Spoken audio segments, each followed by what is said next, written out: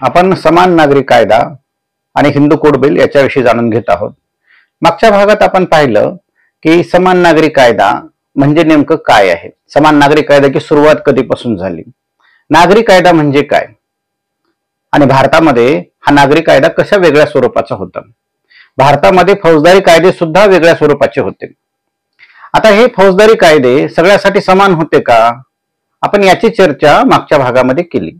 तर आपल्याला असं दिसून आलं की फौजदारी कायदे सुद्धा सर्वांना सारख्याच स्वरूपाचे नव्हते, सगळ्यांना समान लेखलं जात नव्हतं. प्रत्येक गुन्ह्याची सजा ही तो गुन्हा कोणी केलाय याच्यावरून ठरवली जायची, अशा प्रकारचे फौजदारी कायदे होते. आणि मग हळूहळू ते कायदे बदलण्यात आले आणि सर्वांना सारखाच न्याय देण्यात येऊ लागला. स्पेशली जेव्हा ब्रिटिश ईस्ट इंडिया कंपनी भारतात आली आणि मग त्यांनी हे इंडियन पिनल कोड तयार करायला सुरुवात केली आणि मग त्याच्यानुसार आयपीसी नुसार भारतामध्ये सर्वांना, सीआरपीसी नुसार, आयपीसी नुसार भारतामध्ये सर्वांना सारखाच न्याय देण्यात येऊ लागला. मोगल सल्तनतीमध्ये किंवा इस्लामिक स्टेटमध्ये मुस्लिम आणि हिंदू यांच्या वेगवेगळ्या संहिता होत्या आणि मोगल येण्याच्या अगोदर भारतामध्ये तो कुठल्या वर्णात आहे, तो वर्ण व्यवस्थेमध्ये त्याचं स्थान काय आहे याच्यावरून त्याचा गुन्हा ठरवला जाईल, त्या गुन्ह्याचं स्वरूप ठरवलं जाईल, त्याच्या शिक्षेचं स्वरूप ठरवलं जाईल. आणि मग नागरी कायदे सुद्धा अशाच प्रकारे वेगवेगळ्या स्वरूपाचे होते. आता नागरी कायदे म्हणजे काय, तर याच्यामध्ये कुठलाही गुन्हा घडलेला नसतो. नागरी कायदे म्हणजे एखाद्या जमीन वाटपाचा प्रश्न हा कसा सोडवायचा किंवा याच्या संदर्भातले नियम घेण्यासाठी, याच्या संदर्भातले निर्णय घेण्यासाठी जे नियम आहेत त्याला नागरी कायदा बोललं जातं. याच्या संदर्भातले जे रेग्युलेशन्स आहेत त्याला नागरी कायदा बोललं जातं. पाण्याचं वाटप, जमिनीचं वाटप, संपत्तीचा वारसा ठरवण्याचा अग्रक्रम याच्या संदर्भातले जे रेग्युलेशन्स आहेत याला सिव्हिल लॉ म्हणतात. आणि सगळ्यात महत्वाचं म्हणजे विवाहाविषयी जे रेग्युलेशन्स आहेत तर त्याला सुद्धा सिव्हिल लॉ म्हणतात. आणि मग भारतामध्ये हे अशा प्रकारचा सगळ्यांना सारखाच सिव्हिल लॉ होता का, की संपत्तीचं वाटप हे सगळ्यांना सारख्याच प्रकारे केलं जायचं का, वडिलाची संपत्ती सगळ्या मुलांना सारखीच वाटली जायची का, विवाहाविषयक नियम काय होते, मुलांना आणि मुलींना समान अधिकार होते का, विवाह कितव्या वर्षी केले जायचे, याच्या संदर्भातले जे नियम आहेत त्याला सिव्हिल लॉ म्हणतात. म्हणजे संपत्तीविषयक, वडिलोपार्जित संपत्तीच्या वाटपा संदर्भातलीचे लॉ किंवा विवाहाविषयक लॉ याला सिव्हिल लॉ म्हणतात. आणि मग हे असे सिव्हिल लॉ एका देशामध्ये सगळ्यांसाठी सारखेच असावेत. जसं गुन्हेगारी कायदे, फौजदारी कायदे सगळ्यांसाठी जसे सारखे आहेत तसंच मग हे सिव्हिल लॉ सुद्धा सगळ्या जातीच्या लोकांसाठी, सगळ्या धर्मांच्या लोकांसाठी आणि स्त्री आणि पुरुषासाठी सारखेच असावेत. तर असं विचार करणं किंवा असा कायदा आणणं म्हणजे समान नागरी कायदा, म्हणजे युनिफॉर्म सिव्हिल कोड. तर सगळ्यांना सारखेच कायदे, सर्वांना सारखाच कायदा, युनिफॉर्म सिव्हिल कोड हे जगामध्ये कुठे आहे, तर ते जर्मनीमध्ये आहे, फ्रान्समध्ये आहे, जगामध्ये अनेक देशामध्ये आहे. मग भारतामध्ये हा युनिफॉर्म सिव्हिल लॉ आहे का, नाही तर मग तो का बरं नाही, आपण याचा आता विचार करूया. आपण पहिल्यांदा भारतामध्ये हे नागरी कायदे कशा स्वरूपाचे होते आणि मग हळूहळू ते बदलत कसे गेले आणि भारतामध्ये आज कुठल्या स्वरूपाचा नागरी कायदा आहे आणि तो समान नागरी कायदा आहे का, आपण हे जाणून घेणार आहोत. तर भारतामध्ये संपत्तीचा जो नियम होता की वडिलोपार्जित संपत्ती ही कुणाला मिळायची, वडिलाचा वारसा कुणाला मिळायचा, याच्या संदर्भातले प्राचीन भारतामध्ये काय नियम होते. आता प्राचीन भारतामध्ये किंवा भारतामध्ये हिंदू हे सर्वाधिक संख्येनं आहेत. तेव्हा आपण जेव्हा या नागरी कायद्याचा अभ्यास करणार आहोत तेव्हा पहिल्यांदा हिंदू कायद्याचा अभ्यास करणार आहोत, नंतर मग आपण ख्रिश्चन, मुस्लिम या सगळ्याच धर्माचा अभ्यास करणार आहोत की त्यांच्यामध्ये असे नागरी कायदे कशा स्वरूपाचे होते. कारण आपण हे लक्षात घेतलं पाहिजे की प्राचीन भारतामध्ये धर्माला अनुसरूनच निर्णय घेतले जायचे किंवा धर्मशास्त्र जे कायदे सांगेल तशाच प्रकारचे कायदे अस्तित्वात होते आणि त्याचंच पालन केलं जायचं. आता भारतामध्ये हा जो नागरी कायदा होता त्याच्यामध्ये वडिलाच्या संपत्तीचा बद्दलचं रेग्युलेशन, विवाहाविषयीचं रेग्युलेशन, तर हे आपण पहिल्यांदा समजून घेऊयात. पहिल्यांदा आपण हिंदू विवाह कायदे किंवा वडिलांची संपत्ती मुलांकडून कशी सांभाळली जायची किंवा वडिलांना ती संपत्ती देणं कसं बंधनकारक केलं होतं आपण हे बघूयात. धर्मशास्त्रानुसार वडिलांची संपत्ती ही सर्वाधिक जास्त तिच्यावर अधिकार असायचा ज्येष्ठ मुलाचा. म्हणजे वडिलांचं राज्य हे ज्येष्ठ राजपुत्राला मिळायचं. वडिलांची संपत्ती ही मुलांना मिळायची, मुलींना या संपत्तीमध्ये वाटा नसायचा. तर हे आपल्या संपत्तीविषयीचं धर्मशास्त्रामधलं रेग्युलेशन आहे.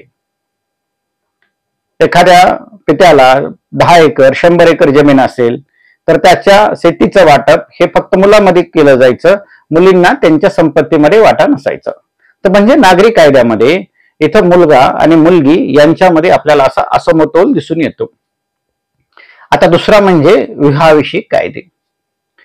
आता प्राचीन भारतामध्ये हिंदू धर्मामध्ये जे विवाहाविषयक कायदे आहेत ते कसे होते.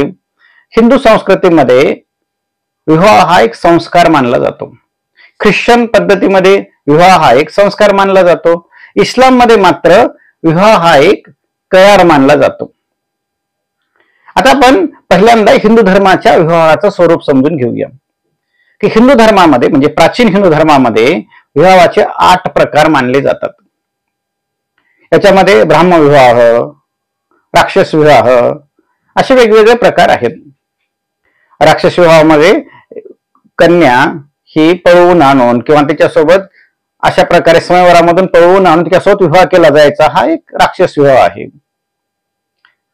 ब्राह्मविवाह म्हणजे पिता आपल्या मुलीला गोरज मुहूर्तावर त्याच्या पिता आपल्या मुलीचं कन्यादान करत असे आणि हे कन्याचं दान करत असताना त्या वधूला वराला अर्पण करत असे आणि सोबतच अनेक भेटवस्तू किंवा गायीचं सुद्धा दान करत असे. गांधर्व विवाह हा सुद्धा एक विवाह भारतीय परंपरेमध्ये दिसून येतो. शकुंतला आणि दुष्यंत यांचा विवाह म्हणजे गांधर्व विवाह आहे. शर्मिष्ठा आणि देवयंती, शर्मिष्ठा आणि ययाती यांचा विवाह म्हणजे गांधर्व विवाह आहे. तर असे विवाहाचे वेगवेगळे प्रकार दिसून येतात. राक्षस विवाह म्हणजे काय, राक्षस करतात अशातला भाग नाही. अर्जुन आणि सुभद्रा यांचा विवाह हे त्या काळातल्या राक्षस विवाहाचा प्रकार आहे. राक्षस विवाह म्हणजे त्या कन्येला स्वयंवरामधून तिथून पळवून नेणे आणि मग तिच्यासोबत लग्न करणे, हा एक त्यावेळेसचा धर्मसंमत शास्त्रसंमत मार्ग होता. असे विवाहाचे वेगवेगळे मार्ग सांगितले जात असायचे. परंतु ब्रह्मविवाह जो आहे तर तोच सर्वाधिक रूढ झालेला दिसून येतो. आणि या विवाहामध्ये वधूपिता आपल्या कन्येला सालंकृत करून अलंकार वगैरे घालून वराला दान करतो आणि तो दान करत असताना तो आपल्या कन्येला काही कमी पडू नये म्हणून अनेक भेटी किंवा अनेक वेगवेगळ्या प्रकारच्या वस्तू किंवा गाय संपत्ती याचं दान करायचा. पुढे जाऊन ही पद्धत मग डावरी सिस्टीम मध्ये परिवर्तित झाली असणार आणि मग हीच पद्धत आपल्याला ब्राह्मविवाहाची जी पद्धत आहे तीच आपल्याला सगळीकडे रूढ झालेली दिसते की वधूपिता आपल्या मुलीचं आपल्या कन्याचं कन्यादान करतो. आता हे लग्न कधी व्हायला पाहिजे याच्या संदर्भामध्ये सुद्धा रेग्युलेशन्स आहेत. शास्त्राप्रमाणे कन्येचा विवाह हा 9 वर्षाच्या आत झाला पाहिजे. जर तसं झालं तरच पित्याला कन्यादानाचं पुण्य मिळतं आणि जर तो 9 वर्षाच्या आत नाही झाला, जर कन्या मोठी झाली तर मग पित्याला पुण्य मिळत नाही आणि पित्याला रौरवाचा नरक मिळतो. त्यामुळं ह्या वयाच्या संदर्भातले रेग्युलेशन आहेत. आता हे सगळं स्मृतीनुसार चालू आहे. वैदिक काळामध्ये म्हणजे ऋग्वेदिक काळामध्ये विवाहासाठी अशा प्रकारे वयाचं बंधन नव्हतं, पण कालांतराने हिंदू धर्मशास्त्रामध्ये ही वयाची अट किंवा वयाचं रेग्युलेशन करण्यात आलं. विवाह हा आपल्या वर्ण व्यवस्थेनुसारच संपन्न केला जायचा, म्हणजे त्या वर्णातली मुलगी त्याच वर्णातल्या मुलाला दिली जायची. ब्राह्मण मुलीचा विवाह हा ब्राह्मण मुलासोबत, शूद्र मुलीचा विवाह हा शूद्र मुलासोबत, क्षत्रिय मुलीचा विवाह हा क्षत्रिय मुलासोबत. आता याच्यामध्ये काही वेळा असे आंतरवर्ण विवाह होत असायचे का, तर ययाती आणि देवयानी यांचा विवाह आहे. वशिष्ठ ऋषी यांचा विवाह सुद्धा अशा प्रकारचा विवाह आहे. परंतु हे अपवादात्मक उदाहरणं झाली. शक्यतो विवाह हे किंवा सगळेच विवाह हे वर्णव्यवस्थेनुसारच केले जात असत अशा प्रकारचं रेग्युलेशन होतं, अशा प्रकारचे नियम होते. आता या विवाहामध्ये नंतर वर्णव्यवस्थेचं रूपांतर जेव्हा जाती व्यवस्थेमध्ये झालं, तेव्हा विवाह हे फक्त जातीमध्येच केले पाहिजे असं एक नियम तयार झाला. आणि मग पुढे ही परंपरा तयार झाली आणि विवाह हे फक्त जातीतच होऊ लागले. म्हणजे कन्याचं वय लहान असताना लग्न केलं पाहिजे आणि ती मुलीचं लग्न हे आपल्या जातीतल्या मुलासोबतच केलं पाहिजे.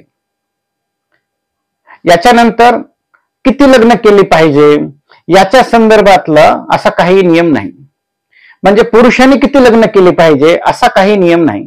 एक पुरुष हा 2, 3, 5 अशा अनेक मुलीसोबत लग्न करू शकतो. म्हणजे रामायणामध्ये श्रीराम आहेत, ते एकाच पत्नीसोबत लग्न करतात, परंतु त्यांचे वडील आहेत दशरथ, त्यांच्या 3 राणी आहेत. तेव्हा आपल्याला असं दिसतं की पुरुषाला अनेक विवाह करण्याची परमिशन होती, स्त्रियांना मात्र फक्त एकच लग्न केलं जायचं. विवाह हा संस्कार असल्यामुळं विवाह विच्छेद किंवा डिव्होर्स असा कुठलाही प्रकार नव्हता. ख्रिश्चनामध्ये सुद्धा डिव्होर्स नावाची संकल्पना नाही, ही नंतर तिथं कायद्यानं आणलेली संकल्पना आहे. त्यामुळे ख्रिश्चन धर्मामध्ये, हिंदू धर्मामध्ये, जैन धर्मामध्ये, बौद्ध धर्मामध्ये डिव्होर्स नावाची संकल्पना नाही, कारण या सगळीकडेच विवाह हा एक संस्कार मानला जातो. मग एखाद्या स्त्रीला आपल्या पतीपासून विभक्त व्हायचं असेल तर तशी कुठलीही सोय या प्रकारच्या नियमामध्ये नव्हती. आता आपण त्या संपत्ती विषयक नियमामध्ये बघितलं की पत्नीला की एखाद्या स्त्रीला आपल्या वडिलांकडून कुठलीही संपत्ती ती वाट्याच्या स्वरूपात मिळायची नाही. वडील मुलीला संपत्ती ही गिफ्ट म्हणून द्यायची, परंतु वडिलांच्या संपत्तीत बरोबरीचा वाटा मात्र मुलींना नसायचा. मग नंतर ती मुलगी जेव्हा पतीच्या घरी दिली जात असायची तेव्हा मग तिला पतीच्या संपत्तीमध्ये सुद्धा वाटा नसायचा, पतीच्या संपत्तीमध्ये तिला शेअर नसायचा. तिथं सुद्धा ती त्या पतीच्या आधाराने जगायची.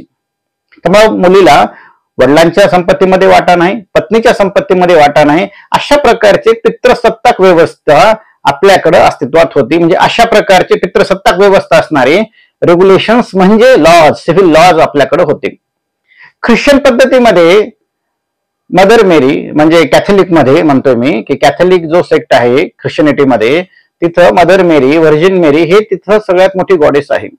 कॅथलिक लोक हे जिझस पेक्षा मदर मेरीला जास्त मानतात, परंतु तरी सुद्धा ख्रिश्चनिटीमध्ये पॅट्रियार्की आहे, पुरुषसत्ताक पद्धत आहे. हिंदू धर्मामध्ये सुद्धा अनेक देवी देवता आहेत, स्त्रीला शक्ती स्वरूपा मानलं जातं, परंतु इथं सुद्धा आपल्याला दिसतं की अशा प्रकारची पितृसत्ताक व्यवस्था आहे, पुरुषसत्ताक व्यवस्था आहे. आणि मग सगळीकडे हे जे नियम आहेत ना, हे अशा प्रकारचे नागरी नियम हे पुरुषसत्ताक पद्धतीचे होते, पुरुषी वर्चस्वाला मानणारे नियम होते. आणि मग हे हळूहळू बदलण्याचं इथल्या समाज सुधारकांनी ठरवलं.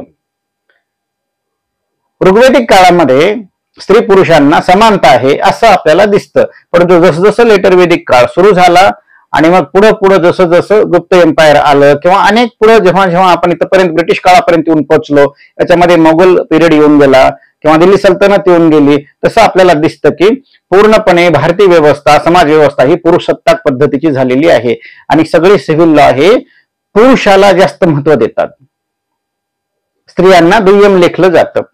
विवाहामध्ये स्त्रियांना कुठले अधिकार आहेत तर पुरुषाला किती लग्न करता येतात, पुरुषाला संपत्तीचा मालक होता येतं, पत्नीला इथं कुठलाही अधिकार नाही.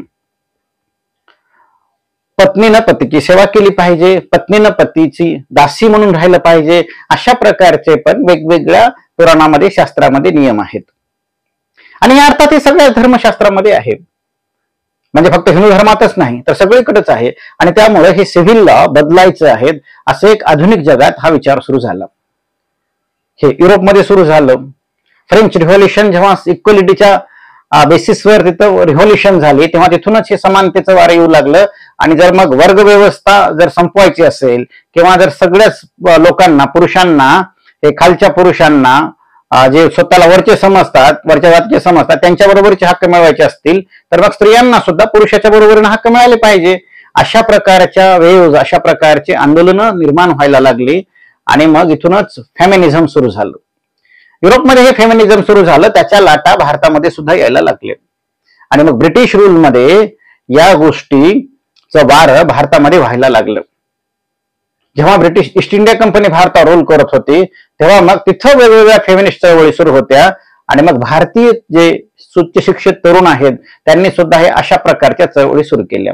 याच्यामध्ये बंगालमधले राजा राममोहन राय आहेत, महाराष्ट्रामधले न्यायमूर्ती रानडे आहेत. हे तर या लोकांनी ह्या स्त्रियांच्यावर जे सिव्हिल लॉ आहेत ते बंद झाले पाहिजे, याच्यासाठी काही सोसायटीची स्थापना केली. त्यांनी हिंदू धर्म सुधारणा पण करण्यास सुरुवात केली आणि त्यांनी ब्रिटिशांच्यावर प्रेशर आणायला सुरुवात केली किंवा त्यांना डिमांड करायला सुरुवात केली की हे जे सिव्हिल लॉ आहेत हे स्त्रियांचा अन्याय करणारे आहेत. तुम्ही जर एक चांगलं गव्हर्नमेंट देऊ म्हणताय तर मग हे अशा प्रकारचे कायदे बदलले पाहिजे. आणि मग त्यांनी बऱ्यापैकी ह्या स्त्रियांचे जे कायदे आहेत ते बदलण्याचे प्रयत्न सुरू केले आणि मग ब्रिटिशांनी खरंच काही कायदे बदलले सुद्धा. याच्यामध्ये बघा सगळ्यात जो वाईट कायदा होता स्त्रिया संदर्भातला, कारण बघा सिव्हिल लॉ म्हणजे विवाहविषयक कायदे किंवा स्त्री पुरुषाविषयीचे कायदे हे एवढं आता तुम्हाला समजलं असेल.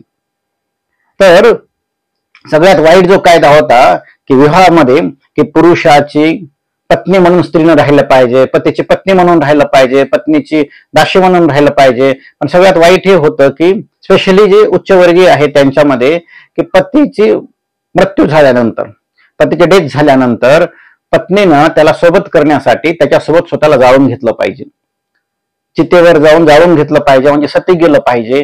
त्यामुळे सतीची सिस्टीम ही कुठल्याही संवेदनशील माणसाला वाईट वाटायची.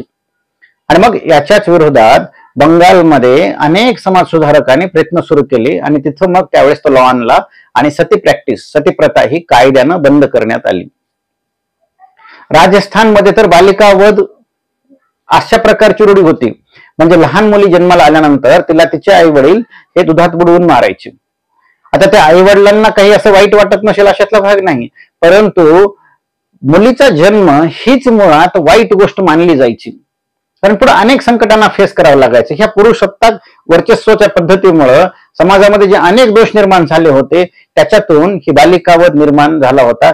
तर त्यावेळेस बालिका वध प्रतिबंधक कायदा लागू करण्यात आला. म्हणजे स्त्रियांचे जे दमन करणारे कायदे आहेत, रेग्युलेशन करणारे ज्या प्रथा आहेत, परंपरा आहेत, कारण सगळेच कायदे काही शास्त्रामध्ये नसतात, सगळेच कायदे काही स्मृतीमध्ये नसतात, परंपरेतून ते कायदे निर्माण होतात, रूढीतून ते कायदे तयार होतात. तर ह्या रूढी, अशा प्रथा, परंपरा ह्या कायद्यानं बंद केल्या जात होत्या. त्यामुळे एक जे चांगले पायंडे आहेत, चांगल्या सुरुवात ह्या सिव्हिल लॉच्या दृष्टीने होत होत्या. सती प्रथा बंद करण्यात आली. त्याच्यानंतर मग ह्या बालिका वध बंद करण्यात आला. ईश्वरचंद्र विद्यासागर यांनी स्त्रियांच्या लग्नाचं वय वाढावं याच्यासाठी प्रयत्न सुरू केले आणि त्यांनी स्त्री सुधारणासाठी अनेक प्रयत्न सुरू केले आणि त्याच्यामध्ये त्यांनी विधवा पुनर्विवाह करता यावा त्याच्यासाठी खूप प्रयत्न केले आणि तसे पुनर्विवाह घडवून सुद्धा आणले. सो स्त्रियांना हा कुठलाही प्रकारचा अशा प्रकारचा कायदा स्त्रियांसाठी अस्तित्वात नव्हता. म्हणजे स्त्रिया ज्या आहेत तर त्या एकदा का विधवा झाल्या की त्यांना आयुष्यभर विधवाचंच जीवन कंठीत राहावं लागायचं. म्हणजे त्यांना दुसरं लग्न करता यायचं नाही, त्यांना कुठल्याही समारंभात भाग घेता यायचा नाही. आणि पुरुष जर त्याची पत्नी मेली तर तो मात्र दुसरं तिसरं कितीही लग्न करू शकायचा. सो अशा प्रकारचे जे पुरुषाला सगळं काही देणारे आणि स्त्रियाला सगळं काही नाकारणारे जे कायदे होते तर ते बदलण्यासाठी हिंदू धर्म सुधारक प्रयत्न करत होते. याच्यामध्ये आपण ही नावं बघितली आणि ह्या ईश्वरचंद्र विद्यासागर, राजा राममोहन राय यांना या ब्रिटिश ऑफिसरनी साथ दिली, ब्रिटिश सरकारने साथ दिली आणि अशा प्रकारचे कायदे अस्तित्वात येऊ लागले. ब्रिटिशांना भारतामध्ये आम्ही एक चांगली कायदा, आम्ही एक चांगली सुव्यवस्था निर्माण करत आहोत हे दाखवायचं होतं, इथल्या सुशिक्षित लोकांचं मन जिंकायचं होतं. त्याच्यामुळे त्यांनी हे कायदे केलेले आहेत. परंतु हिंदू धर्म सुधारकांनी अशा कायद्याची डिमांड केली आणि त्याला एक उत्तर म्हणून ब्रिटिशांनी अशा प्रकारचे कायदे केलेले आहेत. मग हे कायदे मुस्लिमांच्या बद्दल का केले नाहीत त्यांनी? तर एक आहे की मुस्लिमांकडून तशा डिमांडच आल्या नाहीत. मुस्लिमांचं त्यावेळेस म्हणणं होतं की आमच्याकडे ऑलरेडी सुधारणा आहेत, आमच्याकडे ऑलरेडीच विवाह करार आहे, स्त्रियांना तलाक घेता येतो, स्त्रियांना दुसरं लग्न करता येतं, रिमॅरेज करता येतं, आमच्याकडे 4 लग्न करता येतात परंतु 4च करता येतात. सो आमच्याकडे ऑलरेडी सुधारणा झालेली आहेत, त्यामुळे आमचा मुस्लिम पर्सनल लॉ सिक्युअर आहेत. त्यामुळे मुस्लिम सुधारकांनी अशा प्रकारच्या डिमांडच केल्या नाहीत आणि त्यामुळे ब्रिटिशांनी ज्या सुधारणा आहेत तर त्या हिंदूंसाठी केल्या, ख्रिश्चनांसाठी केल्या, शिखांसाठी केल्या, बौद्धांसाठी केल्या पण त्यांनी मुस्लिमांसाठी केलं नाहीत, कारण मुस्लिम धर्मसुधारकाकडून किंवा तिथल्या समाजसुधारकाकडून तशा प्रकारच्या डिमांड्सच आल्या नाहीत. इथं ब्रिटिशांना कदाचित हिंदूंना आणि मुस्लिमांना वेगळं पण ठेवायचं होतं. दोघांना त्यांना वेगवेगळं ठेवून त्यांना आपलं हित साधायचं होतं. परंतु धर्म सुधारणा हिंदूमध्ये व्हायला लागल्या आणि समाज सुधारणा ह्या हिंदू धर्मात व्हायला लागल्या. याचा फायदा स्त्रियांना मिळू लागला आणि साहजिक जे परंपरावादी जे नेते आहेत त्यांना याविषयी फार वाईट वाटू लागलं आणि त्यांनी ब्रिटिशांच्या विरुद्ध रान उठवायला सुरुवात केली. 1857च्या उठावाचं एक कारण म्हणजे जे अनेक राजकीय कारण आहेत ते समाज सुधारणा सुद्धा आहे. त्यामुळे ब्रिटिशांनी थोड्या समाज सुधारणा पुन्हा कमीच केल्या. सत्ता कंपनीकडून पार्लमेंटकडे गेली. पण ब्रिटिशांचं धोरण तसंच राहिलं की त्यांनी समाज सुधारणा करायचंय, परंतु डिमांड आल्याशिवाय सुधारणा करायचं नाही. त्यावेळेस महात्मा फुले स्त्री शिक्षणाची मोहीम राबवत होते आणि त्यांनी मग याच्यासाठी खूप जास्त प्रयत्न केले की ब्रिटिशांनी विमेनला एज्युकेशन द्यावं. तर हा सुद्धा आपल्याकडे एका नवीन सिव्हिल लॉची सुरुवात होती. कारण हिंदू धर्मशास्त्रामध्ये की स्त्रियांचं लग्न 8व्या वर्षीच करायचं, 9 वर्षाच्या आत करायचं, त्याच्यामुळे स्त्रियांना शिकवलं जात नव्हतं आणि त्याच्यामुळे मग इथल्या स्त्रिया शिक्षित होत नव्हत्या. तर इथं स्त्रियांना शिकवण्यात येऊ लागलं आणि मग त्या सर्व स्तरातल्या स्त्रियांना महात्मा फुलेंनी त्या सुधारणा आहेत त्या फक्त उच्चवर्गीयासाठी केल्या नाहीत, तर त्या शूद्रासाठी, अतिशूद्रासाठी, अस्पृश्यासाठी सगळ्यांसाठीच केल्या आणि सगळ्याच मुलींना त्यांनी शाळेत शिकवायला सुरुवात केली. विधवांचे पुनर्विवाह घडवून आणावेत यासाठी त्यांनी प्रयत्न केलं आणि मग महात्मा फुले हे खूपच अग्रेसिव्ह असे विचारवंत होते किंवा कृतिशूल असे प्रकारे समाजसुधारक होते. त्यामुळे त्यांच्या काळामध्ये खूप जास्त सुधारणा घडून आलेली आहेत आणि मग त्यांनी जे स्त्री शिक्षणाची सुरुवात केली तर मग तो जवळपास त्यानंतर भारताचं भाग्यदेवीच बदलून गेलं. महात्मा फुले आणि सावित्रीबाई फुले इथून खरं म्हणजे स्त्री शिक्षणाची सुरुवात झाली. स्त्रिया इक्वल पार्टिसिपेट करायला सुरुवात केल्या आणि मग आज स्त्रिया या स्थितीला येऊन पोहोचलेल्या आहेत. तर हा सिव्हिल लॉ बदलायचे असतील तर त्याच्यासाठी सुधारकांनी प्रयत्न करायला लागतात. तर त्याच्यामध्ये आपण जे वेगवेगळे सुधारक बघितले त्याच्यामध्ये महात्मा फुले यांचं नाव सुद्धा खूप आपल्याला महत्वाचं आहे हे आपल्याला समजून घ्यावं लागतं. आता नंतरच्या काळामध्ये भारतामध्ये स्वातंत्र्याची चळवळ सुरू झाली. याच्यामध्ये सुद्धा स्त्रिया आता इक्वेलिटीनं जवळपास सहभाग घेऊ लागल्या आणि मग भारताला स्वातंत्र्य मिळाल्यानंतर जे वेगवेगळे ऍक्ट करण्यात येत होते की आपल्याकडे काउन्सिल ऍक्ट येत होता, आपल्याकडे रेग्युलेटिंग ऍक्ट येत होता, या प्रत्येक कायद्यामध्येच स्त्रियांचं पार्टिसिपेशन करता येते का याच्या संदर्भातली चाचपणी सुरू होती. या काळामध्ये ब्रिटिशांनी भारतामध्ये CRPC, IPC हे ऍक्ट आणले आणि त्यांनी सगळ्यांना फौजदारी कायद्यांना साठी समान केलं. सिव्हिल लॉ साठी मात्र समान करण्यासाठी ब्रिटिश सरकार प्रयत्न करत होतं. आता बघा सिव्हिल लॉ म्हणजे 2 प्रकारे असते, एक तर हिंदू मुस्लिम या सगळ्यांना सारखा लॉ. तर इथं काय आहे, इथं हिंदू मुस्लिम या सगळ्यांना फौजदारी कायदा सारखाच आहे. परंतु त्यांचे जे नागरिक कायदे आहेत म्हणजे त्यांचे जे विवाहविषयक आणि संपत्ती विषयक जे कायदे आहेत ना तर ते कसे करायचे याच्याबद्दल ब्रिटिश सरकार ठरवत होतं. म्हणजे इथं स्त्री पुरुषांना समानता आणण्याचं ब्रिटिश सरकार ठरवत होतं. त्याच्यासाठी त्यांनी काही प्रयत्न केलेले आहेत. विवाहाचे वय वाढवण्याचं त्यांनी समानते वयाचा कायदा केला, त्याला भारतातून विरोध झाला आणि मग ही स्वातंत्र्य चळवळ साहजिकच सुरू झाल्यानंतर मग राजकीय सुधारणाच सगळ्यांनी एकदम पुढे रेटलं आणि त्यामुळं राजकीय सुधारणाच मोठ्या प्रमाणात व्हायला लागले. पण भारताला स्वातंत्र्य मिळालं आणि स्वातंत्र्य मिळाल्यानंतर मग भारताचं संविधान निर्माण व्हायला लागलं. फौजदारी कायदे सगळ्यांना समान राहिले. पण जेव्हा नागरिक कायदे आले की नागरिक कायद्याचं काय करायचं आणि मग याच्यासाठी जे आपले ड्राफ्टिंग कमिटीचे चेअरमन आहेत डॉक्टर बाबासाहेब आंबेडकर, तर त्यांनी हे युनिफॉर्म सिव्हिल कोडचं ड्राफ्ट तयार केलं की याच्यामध्ये स्त्रियांना आणि पुरुषांना समान अधिकार देण्यात आले. त्याच्यामध्ये स्त्रियांना वडिलांच्या संपत्तीमध्ये बरोबरीचा वाटा देण्यात आला. म्हणजे बघा आता हा जो युनिफॉर्म सिव्हिल लॉ आहे ना तर आपल्या संविधानात कसं आहे तर त्याच्यामध्ये वडिलांच्या संपत्तीविषयीचं एक कलम आहे. त्याच्यानंतर विवाहाविषयक आहे की विवाहाविषयक काय अधिकार आहे, विवाहाचं स्वरूप काय असलं पाहिजे. त्याच्यानंतर मग त्याच्यामध्ये विवाह विच्छेद की डिव्होर्स कसं करता येईल याच्या संदर्भातले नियम आहेत. आणि मग या पतीच्या संपत्तीमध्ये पतीचं निधन झाल्यानंतर त्याच्या संपत्तीमध्ये काय होईल याच्याविषयी एक नियम आहेत. आता हे युनिफॉर्म सिव्हिल लॉ येण्याच्या अगोदर संविधानामध्ये सगळ्या स्त्रियांना पुरुषांच्या बरोबरीनं मतदानाचा अधिकार देण्यात आलेला आहे. आता हे युरोपमध्ये सुद्धा बऱ्याच देशात नव्हतं, त्याच्या अगोदरच भारतामध्ये स्त्रियांना पुरुषाच्या बरोबरीनं सरसकट मतदानाचा अधिकार देण्यात आला. त्याच्यामध्ये ओबीसी महिलांना, ब्राह्मण महिलांना, मुस्लिम महिलांना, ख्रिश्चन महिलांना, सगळ्यांना मतदानाचा अधिकार देण्यात आला. तिथं ती इक्वलिटी देण्यात आली. स्त्रियांना शिक्षणाचा अधिकार देण्यात आला. स्त्रियांना शिक्षण सरकारसाठी कल्याणकारी सरकारचं एक ध्येय म्हणून स्त्रियांसाठी शिक्षण हे सक्तीचं करण्याचं सरकारसाठी डायरेक्टिव्ह प्रिन्सिपल देण्यात आलं. आणि आता इथं नागरिक कायद्यामध्ये सुद्धा स्त्रियांना पुरुषाच्या बरोबरीचे अधिकार देण्यात आले. की मग पहिलं काय होतं की वडिलाच्या संपत्तीमध्ये स्त्रियांना पुरुषाच्या बरोबरीनं वाटा देण्यात आला. त्यामुळे आज भारतीय स्त्रियांना वडिलांच्या संपत्तीमध्ये जेवढा वाटा भावाला आहे तेवढाच वाटा बहिणीला सुद्धा आहे. त्याच्यामध्ये अर्ध किंवा भावाला थोडं जास्त असं काहीही नाही. त्याच्यानंतर त्याच्यामध्ये विवाहाचे जे नियम आहे त्याच्यामध्ये कुठल्याही वर्णाच्या मुलीला कुठल्याही वर्णाच्या मुलासोबत लग्न करता येतं. म्हणजे ब्राह्मण मुलीला क्षत्रिय मुलासोबत, क्षत्रिय मुलीला शूद्र मुलासोबत असं. कारण कास्ट इनहिलेशन करणं हेच आपल्या संविधानाचं किंवा आपल्या एकंदर स्वतंत्र भारताचं ध्येय आहे. त्यामुळे कुठल्याही जातीमध्ये तो लग्न करता येतं. आणि याच्यासाठी वधू आणि वर दोघे कायद्यानं सज्ञान असणे आवश्यक आहे. सज्ञान म्हणजे काय की मुलीचं वय 18 वर्ष, मुलाचं वय 21 वर्ष असणं आवश्यक आहे. म्हणजे बालविवाहाची पद्धत इथं थांबवण्यात आली. बालविवाह कायद्यानं गुन्हा मानण्यात आला. त्यामुळं जे स्त्री पुरुष कायद्यानं सज्ञान आहे ते स्वतः निर्णय घेऊ शकतात, अशांचंच लग्न करता येते असं सुद्धा याच्यामध्ये सांगण्यात आलं. दोघांनाही मनोव्यामी कंपल्सरी करण्यात आले. म्हणजे दोघांना एकच लग्न करता येईल. स्त्रियालाही एकाच पुरुषासोबत लग्न करता येईल आणि पुरुषालाही एकाच स्त्रीसोबत लग्न करून आयुष्यभर राहणं बंधनकारक करण्यात आलं. म्हणजे पुरुषाला 2 लग्न 3 लग्न करणं जे होतं ते कंपल्सरी बंद करण्यात आलं. म्हणजे द्विभार्या प्रतिबंधक कायदा लागण्यात आला. पतीच्या संपत्तीमध्ये स्त्रियाला वाटा देण्यात आला.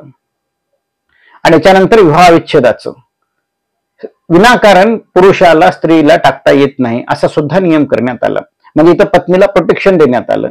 कारण आपल्याकडं पहिल्यापासून आपण डिस्कस करत आहोत की सगळ्या जगामध्ये सगळीकडेच हे पत्नीनं पतीची सेवा करावी. मग ते कुठलंही धर्मशास्त्र असू द्या, हिंदू, मुस्लिम, जैन, शीख, सगळीकडेच पत्नीनं पतीची सेवा करावी, पतीची काळजी घ्यावी, पतीच्या घरच्यांची काळजी घ्यावी असे जे नियम आहेत. आणि त्याच्यामुळे मग पती पत्नीला मारू शकतो, पती पत्नीला छळू शकतो. त्याच्यामुळे हे नवरोबा आपल्याकडचे सगळे जे पती आहेत ते फार लाडावून गेले होते.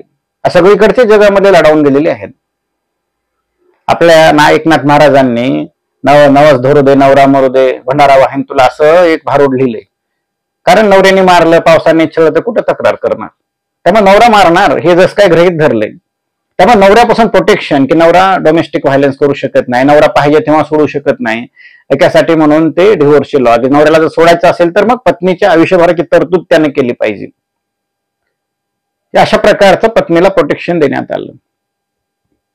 आणि पत्नीला जर एखाद्या डिव्होर्स घ्यायचे तर तिला सुद्धा तो डिव्होर्स मिळू शकतो अशी तरतूद करण्यात आली. की म्हणजे जर दोघंही म्हणजे एखादी पती किंवा पत्नीपैकी कोणी असं वेगवेगळ्या आजारी असेल, म्हणजे तो आजार बराच होऊ शकत, दुर्धर आजाराने आजारी असेल, तो आजार बराच होऊ शकत नसेल तर अशा वेळेस डिव्होर्स आहे.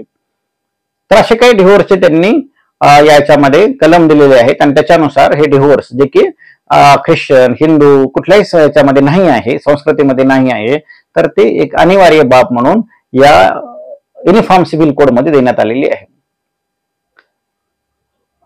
आता हा युनिफॉर्म सिव्हिल कोड आणि शेवटचं म्हणजे की याच्यामध्ये पतीच्या संपत्तीमध्ये पत्नीला वाटापण देण्यात आलेलं आहे. आता युनिफॉर्म सिव्हिल कोड हा मुस्लिमांनी नाकारलं की आमच्याकडे पर्सनल लॉ आहे तर आम्हाला तो नकोय. आणि आंबेडकरांनंतर तो लागू करायचा होता, पंडित जवाहरलाल नेहरूंना लागू करायचा होता, सगळ्यांनाच लागू करायचा होता. पण याच्यामध्ये काँग्रेसच्या काही नेत्यांना लागू करायचा नव्हता, जे पारंपरिक नेते आहेत त्यांना लागू करायचा नव्हता. हिंदू महासभेचे नेते आहेत श्यामाप्रसाद मुखर्जी, त्यांनी सुद्धा याला विरोध दर्शवला की आम्हाला हे लागू करायचं नाही. त्यांनी असंही सांगितलं की पहिल्यांदा मुस्लिमांना लागू करा मग आम्हाला लागू करा. आम्ही हिंदू धर्मातले लोक काय उघड्यावर पडलोत का, आम्हालाच का असे नियम लागू करताय. पण ऍक्च्युली हे नियम म्हणजे कोणाला सरळ करण्यासाठी नव्हते, तर भारतीय स्त्रियांना हे इथं सगळं आपल्याला काय मिळणार होतं, म्हणजे आपल्या बहिणीला आपल्या आईला समान अधिकार मिळणार होते. आणि जर असे समान अधिकार मिळाले नाहीत तर तो देश प्रगती करणार नाही, हे आपल्या संविधान निर्मात्याचं ठाम मत होतं. डॉक्टर बाबासाहेब अक्षरशः याच्यासाठी हट्टाला पेटले की काही झालं तरी इथल्या स्त्रियांना समान अधिकार दिले पाहिजे. आणि मग हे पारंपरिक नेते आहेत तर ते हा कायदा पास होऊ देत नव्हते. शेवटी याच्यामध्ये तोड अशी काढण्यात आली की मुस्लिमांना नको आहे ना तर मुस्लिम पर्सनल लॉ वेगळा, कारण त्यावेळेस भारत पाकिस्तानची फाळणी झाली होती, त्यावेळेस हे सगळं हिंदू मुस्लिम संघर्ष खूपच चिघळला होता आणि त्याच्यामुळे मग ठीक आहे तर मुस्लिम पर्सनल लॉ वेगळा ना, बाकीचे जे लोक आहेत त्यांच्यासाठी वेगळा. बाकीचे लोक म्हणजे कोण? याच्यामध्ये हिंदू आले, याच्यामध्ये बौद्ध आले, याच्यामध्ये जैन आले, याच्यामध्ये शीख आले. ख्रिश्चन पर्सनल लॉ आहे पण त्याच्यामध्ये सुद्धा असेच कायदे आहेत की त्याच्यामध्ये पुरुषाच्या बरोबरीनं स्त्रियाला कायदे आहेत, डिव्होर्सची अशी संकल्पना आहे.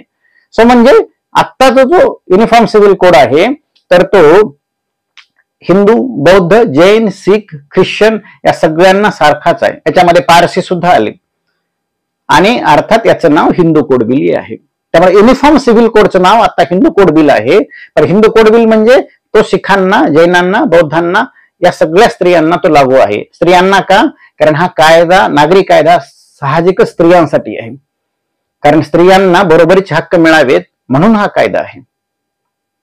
हे सिव्हिल लॉ जे आहेत, कारण सिव्हिल लॉ मध्ये पुरुष आणि स्त्री यांच्यामध्ये भेद केला जात होता आणि तो भेद हा कायदा निपटून टाकतो. बाकीचे जे भेद होते की म्हणजे अस्पृश्यता आहेत किंवा जाती भेद आहेत ते तर आपल्या संविधानानं मूलभूत अधिकारामध्ये संपवून टाकलेले आहेत. आपले पहिले सुरुवातीचे आर्टिकलच आपल्याला अनटचेबिलिटी अबॉलिश करतात आणि हा सिव्हिल लॉ आपल्या स्त्रियांना, भारतीय स्त्रियांना बरोबरीचं स्थान देतो. आणि मग हा कायदा संमतच होत नव्हता म्हणून डॉक्टर बाबासाहेब आंबेडकरांनी अनेक लेख लिहिलेले आहेत, अनेक भाषणे केलेली आहेत. हा कायदा लिहित असताना त्याच्यात त्यांनी बदल सुद्धा केले. हा कायदा लिहित असताना भारतीय स्त्रियाच डॉक्टर आंबेडकरांवर मोर्चा काढायचा की तुम्ही आमच्यासाठी का असे कायदे आणताय, कारण आम्हाला हे कायदे नको आहेत. पण तरी, कारण त्यांना माहित नव्हतं की हे कायदे नेमकं आपलं कसं भाग्य ते उजळणार आहेत, पण तरी हा कायदा येण्यासाठी डॉक्टर आंबेडकरांनी खूप प्रयत्न केले. त्यांनी याच्यासाठी नेहरूंसोबत किंवा त्यावेळेच्या सगळ्या पारंपरिक नेत्यासोबत संघर्ष केला. नेहरू आणि आंबेडकर यांच्यामध्ये त्यावेळेस अनेक निर्माण झालेली पत्र आहेत. नेहरूंना सुद्धा हा कायदा पास करून घ्यायचा होता, परंतु त्यांच्यावर त्यांच्या पक्षांतर्गत खूप प्रेशर येत होतं. डॉक्टर बाबासाहेब आंबेडकरांनी या कायद्यासाठी राजीनामा दिला. नंतर बाबासाहेबांची डेथच झाली. बाबासाहेबांचं महापरिनिर्वाण सुद्धा याच काळात झालेलं आहे. त्यामुळे स्त्रियांना समान अधिकार मिळावेत हे जे प्रयत्न ईश्वरचंद्र विद्यासागर, महात्मा फुले यांच्यापासून सुरू झाले होते तर ते डॉक्टर बाबासाहेब आंबेडकर यांच्यापर्यंत येऊन पोहोचतात. सावित्रीमाईनं जे शिक्षणाचं काम सुरू केलं होतं ते अशा रीतीनं या संविधान निर्मात्याच्या पर्यंत येऊन पोहोचतं. आणि मग बाबासाहेबांच्या महापरिनिर्वाणानंतर मग पुढे जेव्हा 1952 मध्ये पहिल्या निवडणुका झाल्या तर या निवडणुकीचा मुद्दा होता हा समान नागरी कायदा किंवा हा हिंदू कोड बिल, की स्त्रियांना पुरुषांच्या बरोबरीने अधिकार द्यायचे की नाही. आणि याच मुद्द्यावर निवडणुका झाल्या आणि ह्याच मुद्द्यावर नेहरूंनी तो निवडणुका लढवल्या. 361 एवढे खासदार निवडून आले आणि त्याच्यानंतर मग हा कायदा पास करून घेण्यात आला. परंतु तेव्हा सुद्धा मुस्लिमांनी सांगितलं की आम्हाला हा कायदा लागू करायचा नाही. अजूनही एवढं मत, हिंदू मुस्लिमांचं मत एवढं हे झालं नव्हतं की त्यावेळेस तेवढं, आता जशी परिस्थिती तशी झाली नव्हती. त्यामुळे ठीक आहे, बाकीच्या स्त्रियांना का अधिकारापासून वंचित करायचं. आणि सगळ्यात जास्त जे लोकसंख्या आहे तर हिंदूंची आहे, त्याच्यामध्ये जैन, बौद्ध, शीख आलेच, त्याच्यामुळे मग या स्त्रियांना का वंचित करायचं असं म्हणून शेवटी या सगळ्या कायद्याला एकत्र आणण्यात आलं आणि मग तोच कायदा आज हिंदू सिव्हिल कोड म्हणून लागला जातो. आता युनिफॉर्म सिव्हिल कोड आणायचं म्हणजे काय आहे, एवढंच आहे, त्याच्यामध्ये मुस्लिम स्त्रियांना हा कायदा आणायचा आहे. मुस्लिम पुरुषांना असे कुठले विशेष अधिकार आहेत तर कुठलेच विशेष अधिकार नाही. फक्त त्यांना जे 4 लग्न करता येतात तर ते त्यांचं बंद होणार आहे. आणि मग हिंदू स्त्रियाप्रमाणे मुलांच्या, वडिलांच्या किंवा पतीच्या संपत्तीमध्ये स्त्रियांना बरोबरीचा वाटा मिळेल. आता कुठेही बालविवाह होत नाहीत, त्यामुळे त्याचा काही जास्त फरक पडणार नाही. परंतु आता सध्या तरी युनिफॉर्म सिव्हिल कोड म्हणजे काय आहे की हिंदू स्त्रियांना जे समान अधिकार मिळणार आहे ते मुस्लिम स्त्रियांना पण मिळतील. याच्यामध्ये रिझर्वेशन कुणाचं जाईल का किंवा याच्यामध्ये दुसऱ्या काही गोष्टी होतील का, तसं बिलकुल नाहीये. आधीही हा हिंदू कोड बिल करताना किंवा युनिफॉर्म सिव्हिल कोड करताना जे काही ट्रायबल्स आहेत त्यांच्या लॉजला सुरक्षित ठेवले, कारण त्यांचे लॉ असे हे आहेत, वेगळे आहेत. विवाहाच्या पद्धती, विवाहाच्या सिस्टीम खूप वेगळे आहेत, त्यामुळे त्यांच्या पर्सनल लॉला सिक्युअर ठेवले. आणि बाकी ठिकाणी मग हा असाच हिंदू कोड बिल आपल्या भारतभर लागू आहे, आज लागू आहे. तर हिंदू कोड बिल म्हणजे काय आहे तर ते युनिफॉर्म सिव्हिल कोडच आहे. पण ते सिव्हिल कोड युनिफॉर्म आहे म्हणजे कुणाबद्दल युनिफॉर्म आहे तर स्त्री आणि पुरुष यांच्याबद्दल आहे. जात कुठलीही असू द्या, किंवा मुस्लिम वगळता कुठलाही धर्म असू द्या, या सगळ्या स्त्रियांना पुरुषांच्या बरोबरीनं देणारा कायदा, पुरुषांच्या बरोबरीनं अधिकार देणारा कायदा म्हणजे युनिफॉर्म सिव्हिल कोड किंवा हिंदू कोड बिल आहे. धन्यवाद.